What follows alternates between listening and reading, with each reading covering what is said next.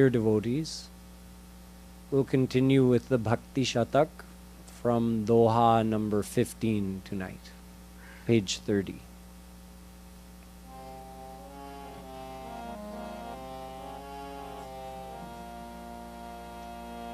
जय राधे कृष्ण राधे राधे राधे कृष्ण राधे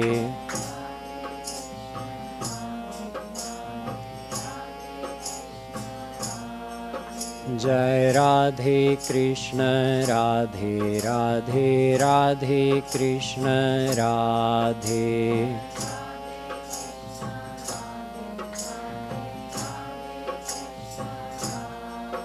जय राधे कृष्ण राधे राधे राधे कृष्ण राधे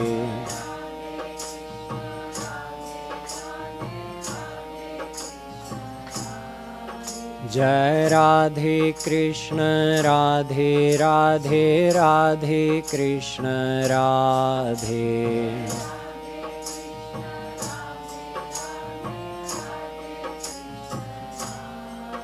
जय राधे कृष्ण राधे राधे राधे कृष्ण राधे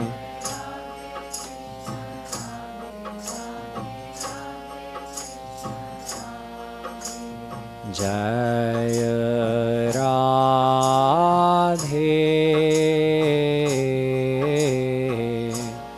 जय राधे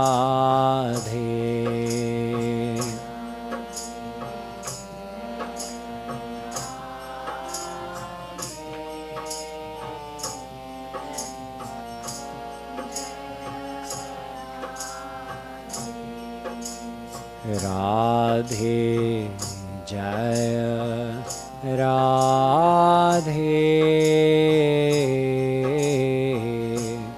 जय राधे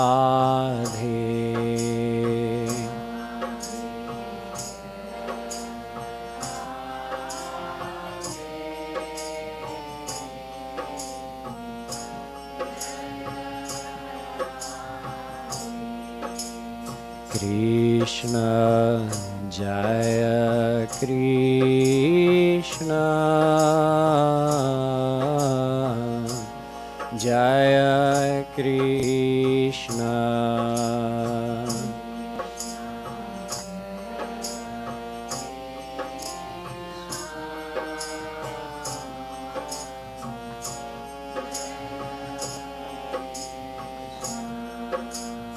कृष्ण जय कृष्ण जय कृष्ण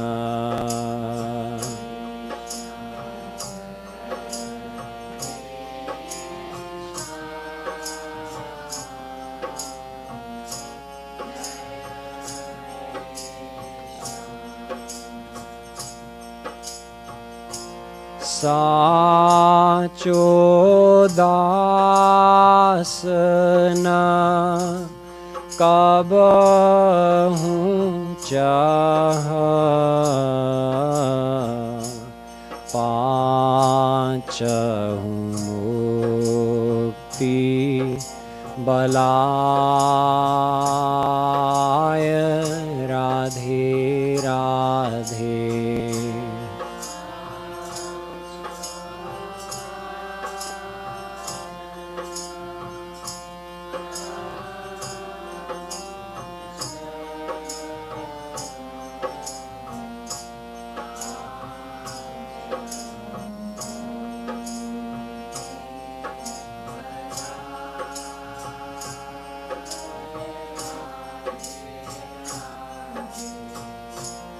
साचो दास न कबहु चाह पाचहु मुक्ति बलाय राधे राधे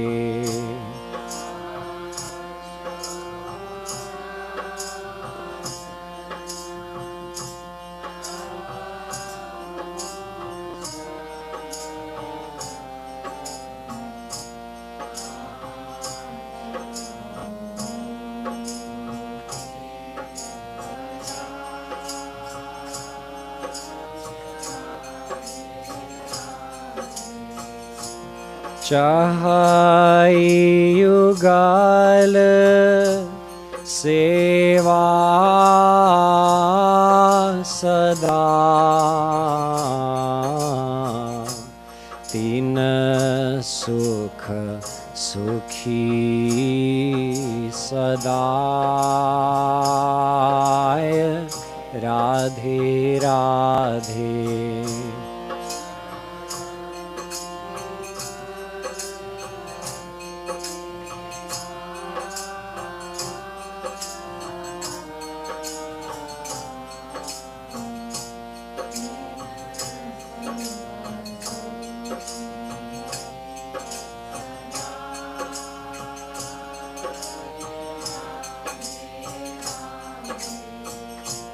चाहै युगल सेवा सदा तीन सुख सुखी सदा राधे राधे।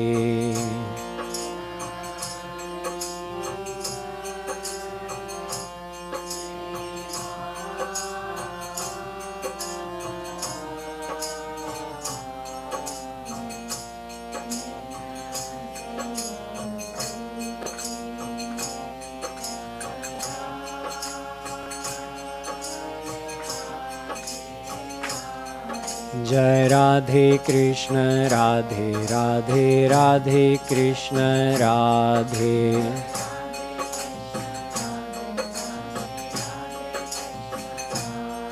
जय राधे कृष्ण राधे राधे राधे कृष्ण राधे।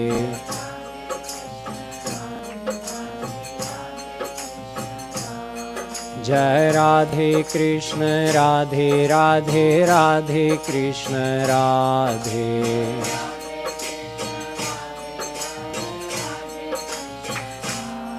जय राधे कृष्ण राधे राधे राधे कृष्ण राधे।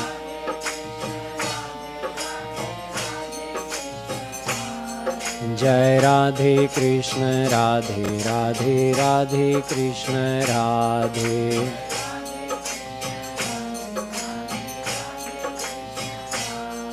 जय Radhe Krishna Radhe Radhe Radhe Krishna Radhe.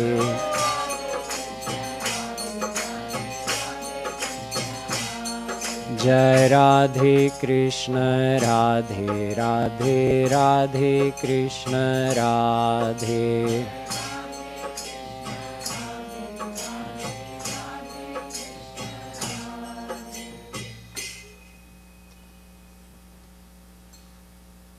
Regarding sadhana bhakti, which is the bhakti that we have to do, it's our daily practice of devotion. We've learned, first of all, that it must be done with the mind. So to do it with our mind, while doing bhakti, we must do Roop Dhyan. We must meditate on the form of Radha Krishna. Next to this, the next most important point to remember about sadhana bhakti is that we should not ask Shri Krishna for anything. Bhukti mukti sprihayavat pishachi hridi vartate. Bhakti Rasamrit Sindhu. Rup Goswami says that there are two chorel, two witches, which a soul can fall under the influence of. One is bhukti, one is mukti. Bhukti means all the worldly attractions that attract your mind with the promise of happiness, but never delivering true happiness. So why is bhukti called a chorel? Literally, pishachi means a witch. Because this bhukti wali chorel, she has been making a fool of the soul since eternity, fooling us with the notion that there's happiness in this world. So for that reason, we call bhakti a chodel. But why is mukti being called a chodel? Rupa Goswami, what he's saying is, on the path of bhakti, you shouldn't ask God for bhukti or mukti. Bhukti makes sense. If your goal is to attain God, then why would you ask Him for the world? You've got the world already. You don't need more of it. If you multiply your possessions, you also multiply your headaches. Both go hand in hand. You can't have one without the other. If you increase something, you get the opposite of it, side by side. As we learned, because all of our experiences of sukh and dukh in this world are due to our own thinking. So if we desire more possessions in order to find happiness, if we desire more relationships in order to find happiness, what are we doing?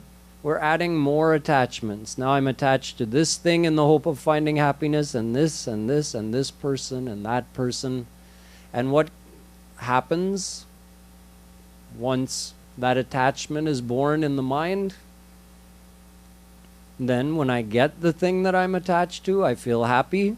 And when I don't get that thing, I feel sad. When I lose that thing, if it's taken away from me or that person leaves me, then again, I feel disappointed. When the person that I'm attached to doesn't give me what I want, doesn't treat me the way I want to be treated, again, I feel angry and frustrated. So, asking God for more of that, what's the sense? We already have lots of that. more than you need of that in your life. So no sense asking Him for more bhakti. But why not ask Him for mukti? Mukti is a divine thing, liberation. Liberation is of 5 types. Sarshti samipya salokya sarupyaikatvam Diyamanam na grihnanti vina matsevanam jana. Bhagavatam. Shri Krishna says there are 5 muktis. Sarshti, Samipya, Salokya, Sarupya, and Ekatva. Ekatva mukti is the one people usually refer to or they're thinking of when they say mukti. Ekatva means to merge into formless God and become one. This is the mukti received not by bhaktas, but by jnanis. Jnanis, those who follow the path of jnana, they desire such absolute liberation where you're liberated from Maya and you merge into formless God. But the problem is that having merged into formless God, you have no more experience ever again. It's like being in a peaceful deep sleep, but never to wake up again. And not the kind of sleep where you're having nice dreams and enjoying those dreams. No, you're in deep sleep where you have no self-awareness. You don't even know I exist. You don't even know God exists. You're not even aware of your own blissfulness or the fact that you're free from sorrow. You're not aware of anything. So this is Ekatva Mukti, also called Kaivalya Mukti, also called Advait Mukti. In this state, you don't actually get to experience God or meet God. What about the other 4 muktis? These muktis all relate to devotees, those who are bhaktas of the personal form of God, but they involve some kind of asking, even though it's an asking for a divine thing. Sarshti mukti, you want the God's power, His Aishwarya Shakti. You want to be able to use that power, like maybe act as Brahma or something. Samipya mukti, or saying, I want to be close to you all the time. in your divine abode, maybe become your ear pendant or something like that. Sarupya mukti, or saying, oh Mahavishnu, I want a roop just like yours. I want 4 arms and I want to be dressed and looking just like you. That's Sarupya mukti. Salokya mukti, I want to enter into your divine abode and enjoy the bliss of that abode, the opulence of that abode. There's some kind of desire, even though it's a divine desire. So of course, such a desire results in freedom from Maya. It's not like a worldly desire that keeps you bound here. Such a divine desire releases you from Maya. Then why is it being criticized that even desire for such muktis is, well, undesirable? The first one is obvious. If that one grabs you, that witch of ekatva mukti grabs you, she's never letting go. She's got control of you, and you'll be in that state of ekatva mukti forever. And you'll never get premanand. You'll never get that divine bhakti. The other 4 muktis, at least you get to meet God. You get to experience His divine bliss. You get divine bhakti. But there are different levels of divine bhakti. So you won't reach that highest level of divine bhakti. Because if you ask for something, then you get just that. But the thing that's beyond that, I'll explain in a minute. It's with the desire for that thing that's beyond all the things you can ask for that Shri Krishna, this is why he indicates, Diyamanam nagrihananti. My true devotee doesn't accept any of the 5 muktis, even if I'm giving it. Diyamanam, I'm giving it, nagrihananti. He's not accepting it. Imagine you're offering something and the person's like, no. Like if you're trying to put more food on my plate when I'm already full and I'm holding my hands over the plate. That's what it's like with Shri Krishna's trying to give his bhakt mukti, and he's saying, no, no, I'm not taking it. Keep your mukti. I'm not interested. He says, Vina mat sevanam jana. My devotees desire to serve me. So here in this doha, Shri Kripalu ji Maharaj has written, Sancho das kabahu chah panchahu mukti na kabahu chah panchahu mukti balai. Sancho das. Remember I told you what is the actual identity of a soul? One of the explanations was that since we are Ansh of Shri Krishna, so we're His natural servant. That is our identity. We are His das. That's who we are. So our true identity as a das means we shouldn't be thinking to ask anything from Him, including mukti. What should we be thinking of? Chahai yugala seva sada. We should always desire yugala seva, the seva of Radha and Krishna. Tina sukha sukhi sadai, and always remain happy in their happiness. So our happiness is still a consideration. Of course, we want to be happy. We won't be bereft of happiness. Don't worry about that. But see, when we're asking for even mukti, what is foremost in our mind? My happiness. I want this mukti for my happiness. But the true das is thinking, tat sukha sukhitvam. According to Naradji, the true devotee of Shri Krishna is thinking, I want to be happy in His happiness. See the difference? There's one adjustment to make. I still want happiness, but I want to be happy in His happiness. So I want to make Shri Krishna happy. That's the definition of seva. Your savior, the one you want to serve, You want to make him happy. You desire for his happiness. This is true bhakti, true nishkam bhakti.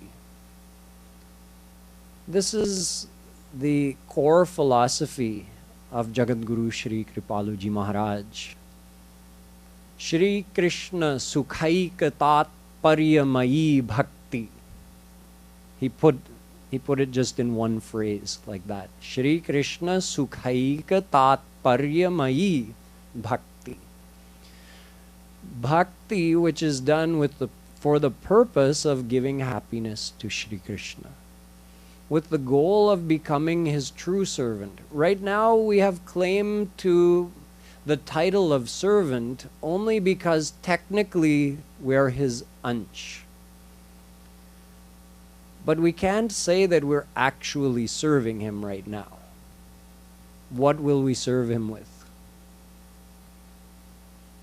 Our body? That's a material thing. Is a material body of any use to God? You may say, okay, well, my body may be material, but I'm strong. Strong? How strong? God has unlimited strength. Does he need your strength? I'm very intelligent. God has unlimited intelligence. Does he need our intelligence? So he doesn't need our body. He doesn't need our mind. In fact, he's the one giving life to our soul. So he's the owner of our soul. We already belong to him. So what are we going to give him anyway? Whatever we're going to offer him is already his. We're offering him all of his things back. When even I am yours, then what am I going to offer you that's not already yours? But he says, Patram pushpam phalam toyam yo me bhaktya prayachati tadaham bhaktyu pahrita mashnami prayatat mana Gita. He says, if you offer it with bhakti, selflessly, with faith and love, like a child, then I accept it. I accept your seva. We just have to offer the seva with childlike innocence, faith, and love. Not pride, but humbleness. Not out of fear, but out of apanapan. Out of a feeling of affinity for him. That you're mine, so I want to serve you. I was listening to a speech of Sri Maharaj's this morning, and he was giving a real life example. I forget the name of the person he was referring to. There was a very important individual who was raising money for the formation of Banaras Hindu University. Maybe some of you know who that was. Manmohan, someone, I think. Madan Mohan. Madan Mohan who? Malvi. Madan Mohan Malvi. So, Malvir. So, Sri Maharaji was telling that he went to everybody to raise funds. Rich and poor, everybody. He said, I have this project. If you think it's a worthy project, please give. So he went to, Karorpati, Arabpati, Kharabpati, millionaires, billionaires, and he went to beggars. So the millionaires and the billionaires, they would give maybe, 1 or 2 lakh, like pocket change for them. This one bhikhari that he went to, this one beggar, had been begging the whole day, and he had collected 5 ane, less than a rupee, less than a paisa. What? How much is an ane? 4 ane is how much? 1 rupaya. So it's 1.25 rupaya he had. Okay. So that's what he had collected all day. Imagine, what can you buy with 1 rupees? I know it takes, even today, it takes 4 rupees to buy a pack of Parle Ji. So what was he going to eat with 1.25 rupees? 5 ane. That's what he had, And when Madan Mohan Malveer came to him, that's what he gave him. And he was so touched by this act of this beggar, he embraced him and started crying. He was so touched. And he said, "This is all you've collected today and you're giving it to me? What are you going to eat?" He said, "I'll eat tomorrow. You're such a great person. You've come to me asking for something. I feel happy to give it to you." He said, "I know my university is going to get built now. Definitely. With support of people like you." So God is like that with us. It's not even anything we have. Truly, the value is not even 5 ani for God. But He takes it as a great value. That, oh, these children of mine, they're offering me with their whole heart. That's what He's looking at. Patram pushpam, right? Give me a leaf even. Never mind a flower or a fruit. Give me a leaf or a glass of water. But if you offer it with bhakti, His heart melts. So really He's looking for that faithful, selfless dedication. This is the bhakti we should aspire to. We'll never reach that bhakti if we're asking Him for worldly things, or even if we're asking Him for mukti, we'll never reach that stage of bhakti. When Prahlad met God face to face in the form of Narsingh, after killing Hiranyakashipu, he said, "Varam bruhi," ask for a boon. I've come to you. Everybody asks for a boon. Prahlad said, "Nasa bhritya savai banik." He says, "I'm a soul. I'm supposed to be your servant. But that servant who asks for something from his master is no longer a servant. He's a banik, a baniya, a businessman. I don't want to be a businessman. I want to serve you for your happiness."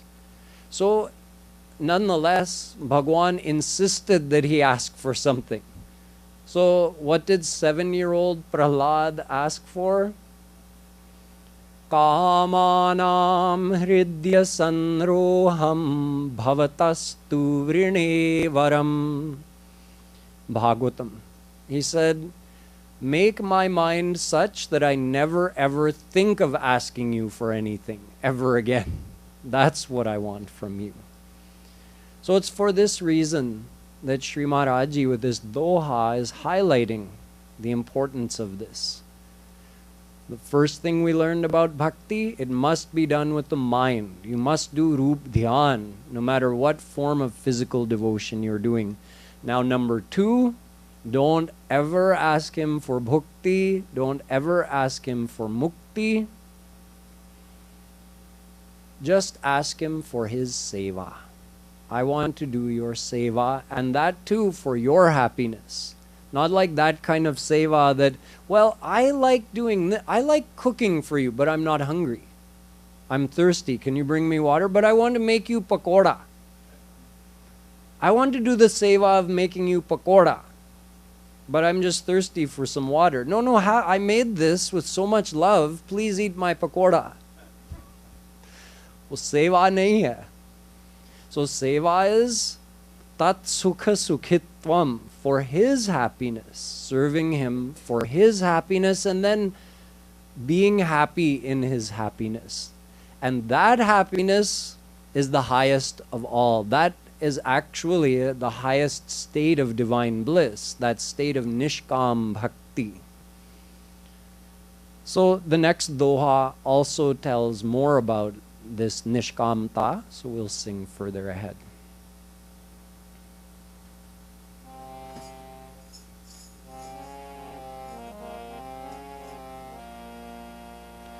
Jai Radhe Krishna Radhe Radhe Radhe Krishna Radhe.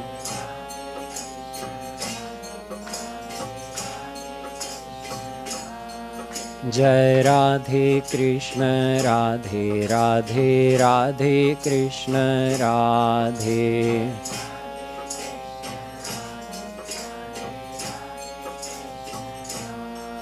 जय राधे कृष्ण राधे राधे राधे कृष्ण राधे।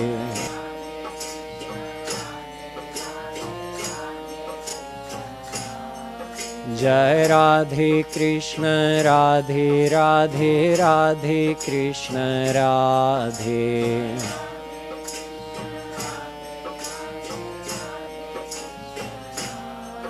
जय राधे कृष्ण राधे राधे राधे कृष्ण राधे।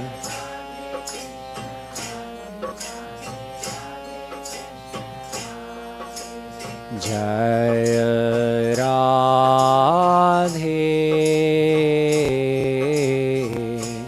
जय राधे राधे।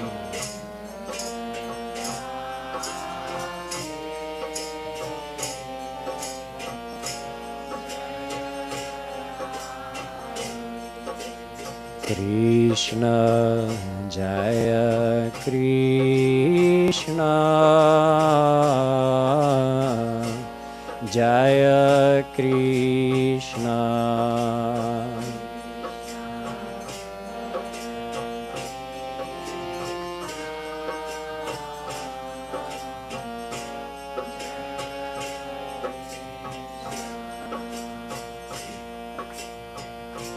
जो स्वामी सो चाहई कछु, सो नहीं दास कहाय। राधे राधे।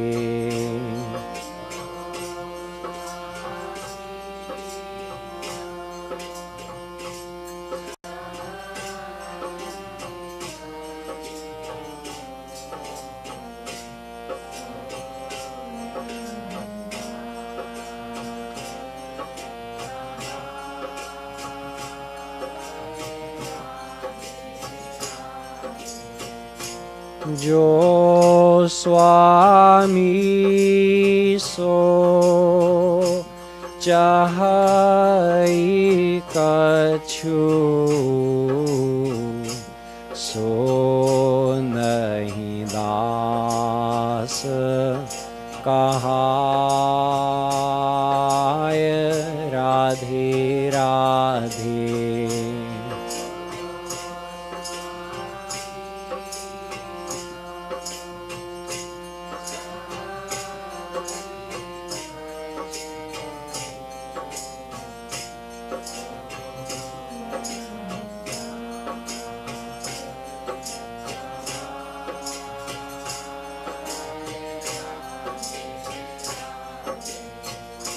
सो स्वामी न कहाय,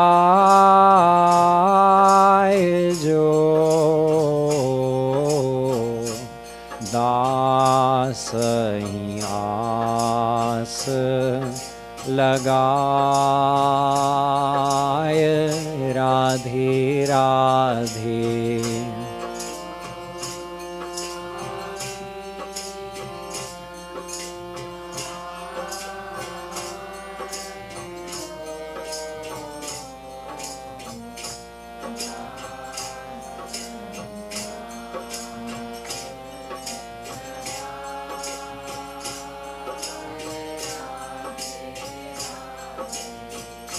सो स्वामी न कहाय, जो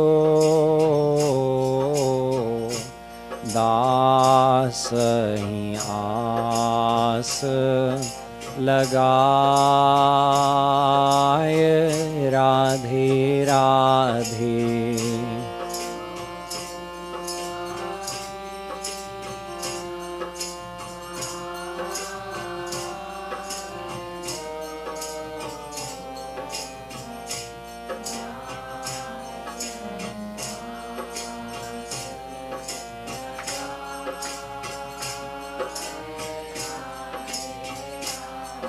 Jai Radhe Krishna Radhe Radhe Radhe Krishna Radhe.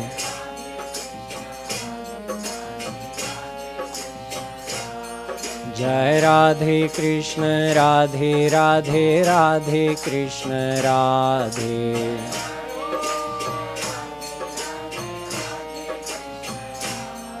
Jai Radhe Krishna Radhe Radhe Radhe Krishna Radhe.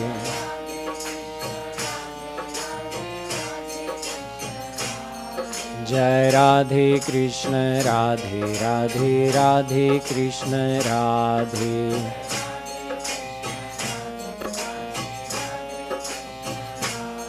Jai Radhe Krishna Radhe Radhe Radhe Krishna Radhe.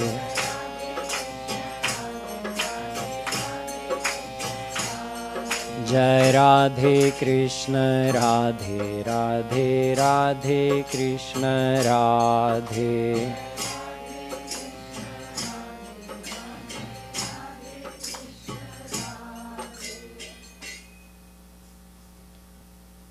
That das is not a true das who demands anything from his Swami. And that Swami is not a true Swami who has any hope of getting something from his das. Now in the world, both the Swami, the master, and the das, the servant, want something from each other. The master wants the servant to serve him. He needs something from him, he wants something done. And the servant wants something in return from the master. So again, it's a give and take relationship. But in bhakti, it's the exact opposite. Both on the path of bhakti and after attaining divine bhakti. When you go and meet God and stay in the divine world, it's the opposite. Neither the Swami desires from his das, nor does the das desire from his Swami. In fact, a reversal can take place. Whereas right now our position is that God has everything, we have nothing divine, so what can we serve God with? Only once we get divine bliss would we have some means of serving God. Only after meeting him face to face would we actually be able to do some seva to him. But at the moment he accepts our seva bhav. He accepts that those sincere feelings,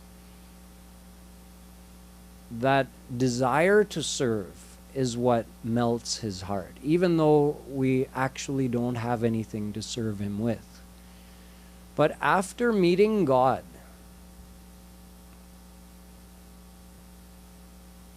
bhakti is so great, this power of divine bhakti. As you learned, it makes God forget his godliness, and it makes the soul forget his insignificance. And the tables turn. God becomes the das, and the soul becomes the Swami. Aham bhakta paradhina hyasvatantra ivadvija sadhu bhirgrasta hridaya. He says, Shri Krishna is saying in the Bhagavatam that those devotees, those selfless devotees, who just have the desire to serve me and they surrender to me with that desire to serve me for my happiness, those devotees capture my heart. And I become subservient to them. Aham bhakta paradhina. Bhagwan, who is parama swatantra, he has supreme independence. He can never be dependent to anyone for anything. Everyone is dependent on him for everything, for their very life. Maya depends on him to make this universe. Yet, he submits himself to the bhakt. Think about that. We didn't give anything to deserve that. But he's so soft-hearted that when a devotee surrenders with that kind of sincere, selfless love for him, his heart melts and his godliness is gone for that soul. His greatness is gone as far as he's concerned. He makes himself small in front of that soul. He says, you gave everything to me, you surrendered yourself to me and didn't ask for anything, and you desired to serve me for my happiness, so what can I give you? Bhagwan Ram says to his servant Hanumanji, Ekaikasyopakarasya pranan dasyami te kape sheshasyopakarasya sheshasyahopakarasya bhavam rinino vayam. Valmiki Ramayana. He says, oh my dear servant Hanuman, to repay even one of the debts that I owe to you. That's how he feels when someone serves him selflessly. He feels that's a debt. To repay even one of those debts, I have to give you my pran. I would have to sacrifice my life for you. And that would repay one of the debts. What about all the others? Bhavam rinino vayam. I'll just have to remain indebted to you forever. When Uddhav was coming back to Braj, Shri Krishna sent him from Mathura to Braj, and he sent a message not only for the gopis but for his mother, Mother Yashoda. So Uddhav was saying that, you know, she's most likely going to ask me, why hasn't he come back? It's only a few miles away. It's been years and he hasn't come back to visit me once. His own mother, of course she's going to ask Uddhav that. What answer will I give her? So Shri Krishna said, you know, when I was 6 days old, Putana came to me and she smeared poison on her breast with the intention of killing me, and then she made me suckle her milk. And I drank her milk, and since I drank her milk, instead of punishing her, since she came as with that intention of killing me, since I drank her milk, I considered her to be my mother, so I sent her to my divine abode. So when I gave Putana, the one who gave me poisoned milk to drink, when I sent her to my divine abode, I gave her my divine abode. What's greater than that? I don't have anything left to give after that. So what am I going to give to my mother Yashoda, who fed me nectar like milk? I have nothing to give her. So when someone is so much indebted that he has no way of getting out from under his debt, he may just leave town, right? So Shri Krishna left town. He went to Mathura. And only when he finds a way to repay his debt, then he'll be able to come back. So he says, that's the message you should give to my mother. The gopis had the most selfless love for Shri Krishna. Yat te sujat charanam buruham staneshu. In the Bhagavatam, it's told, the gopis are saying to Shri Krishna, that our viraha for you, when we're separated from you, burns so intensely in our heart, it's unimaginable. It's like an infinitely great longing to meet Shri Krishna. So imagine if your longing to meet someone is that intense, that pang of separation is so intense, every moment will feel like a yug for you. And when you finally meet Shri Krishna, how much will you just want to run and embrace him and squeeze him tight to make that fire of viraha, that pang of separation, calm down. like you would if you lost your kid for 10 days and all of a sudden you got him back.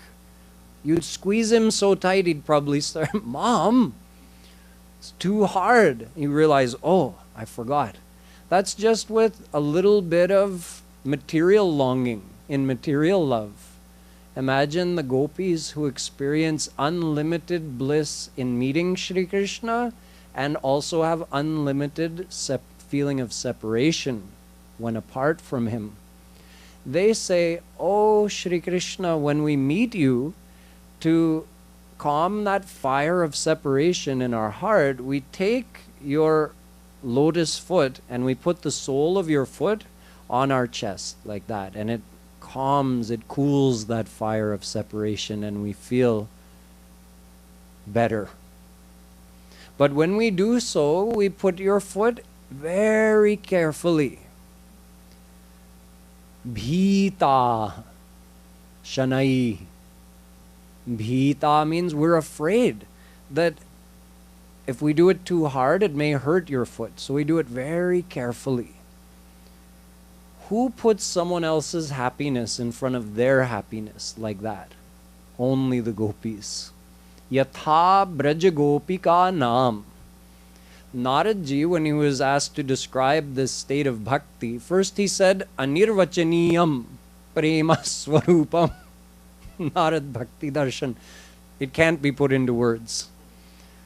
So he said, okay, give us an example then, Naradji, of this selfless love, this tat sukha sukhitvam that you're talking about.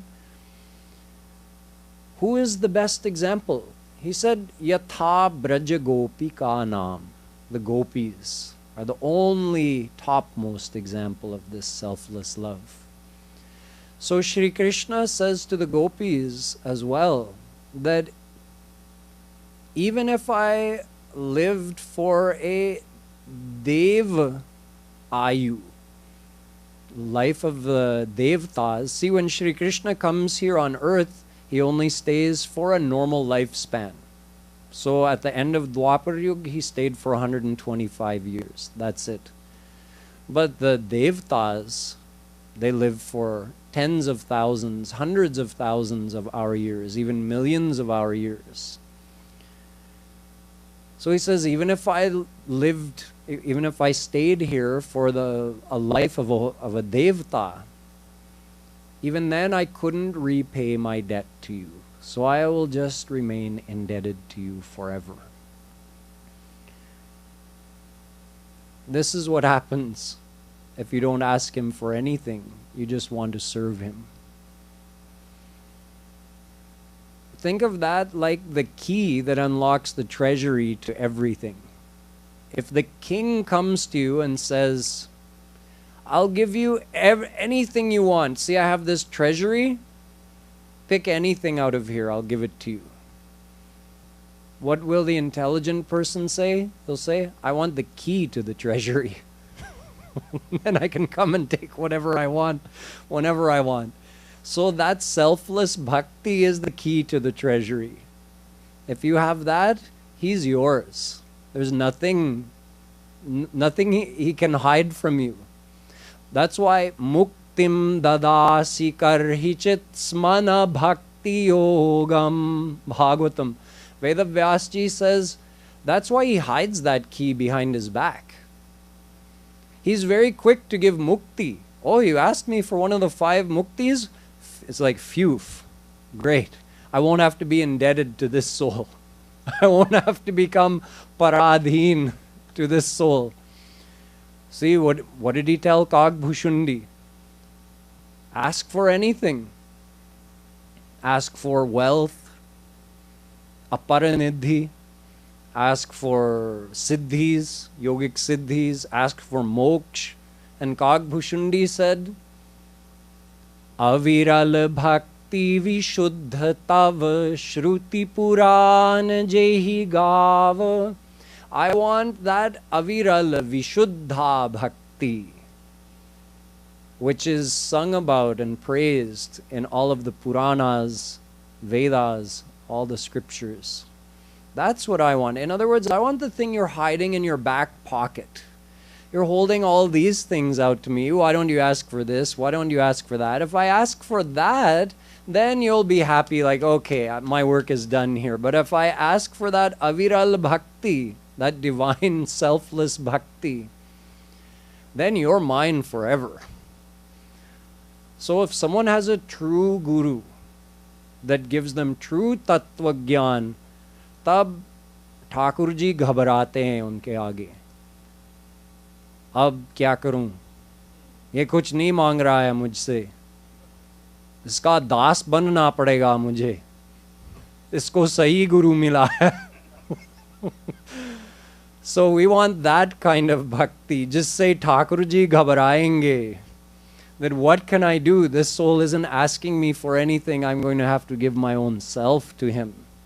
Then you get the ras of the true leelas. When the tables turn, he becomes the das, the soul becomes the Swami. Then you get the real ras of the leelas, and you get the closest relationship that you can have with Shri Krishna. Further ahead, Sri Maharaj Ji describes some more important points regarding the path of bhakti in the next two dohas regarding the divine name of God and how that can be used in our devotion. And we'll take that up tomorrow. Boliye Ladali Lal Ki Jai.